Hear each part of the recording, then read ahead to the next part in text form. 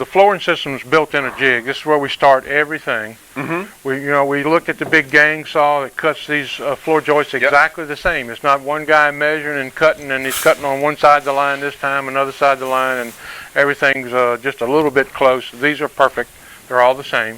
When we cut the boards on the gang saw, these are the floor joists. These are the 2x10 floor joists. This is where it all begins. We set it up on this rack. We can push this rack down the line and set them all into place. Oh, yeah. It goes over its own. And here's the beam that we talked about putting into place. Right. And then we do our layout on the beam. And then we follow that layout. This is actually upside down. So all the arrows point down right now. Those computer arrows point down because we always want to crown up if we're upside down. The reason we're upside down, we're going to put a metal hanger on each one, which you typically don't have on a stick-built house. Right. But because of what we do here, we prefer to use the metal hanger. And we'll also work in the electrical and some of the plumbing while it's upside down. And then we'll end up putting the insulation in here. And then we'll squeeze it out with some plastic. And then we'll pick it up and flip it upside down. So you can see we have bell wire, telephone wire.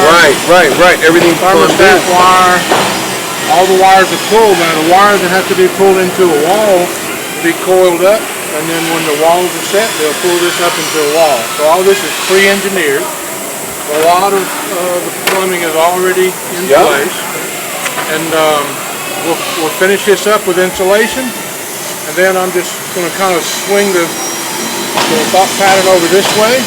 We'll flip this over and we'll deck this out.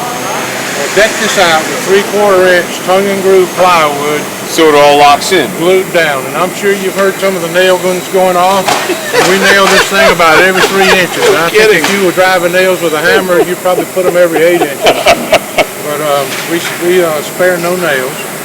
And I'll show you in just a minute. We're going to take all of this right here. We're going to float it. Like if we're going to lay a tile floor on here, and we're going to sand it.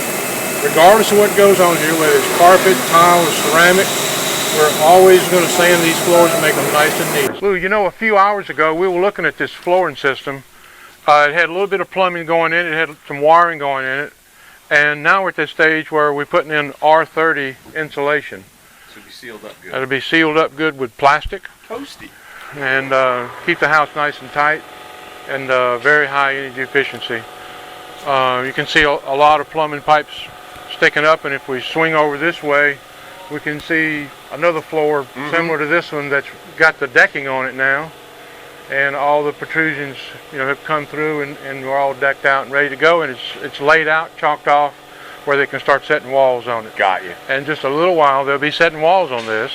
And in a little while, we'll be putting the rooftop with the rafters and the ceiling joists and the sheetrock on top of these sections here. We had some of the plumbing put in when the house floor was upside down. Exactly. But when we flip the floor over, then we deck the floor, we have our layout that we look at. You see all these lines that are drawn.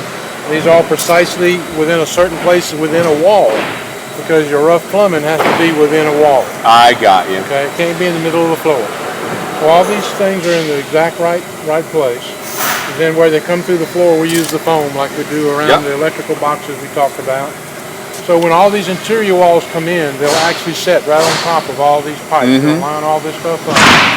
The floor drains have plugs in them. The reason is they'll pressure test the floor drains, and they'll pressure test, see the plugs in here, they'll pressure test this at 100 pounds PSI overnight. Okay, we're only supposed to keep it for an hour, but we'll do it overnight because we don't want anybody to have a leak anywhere.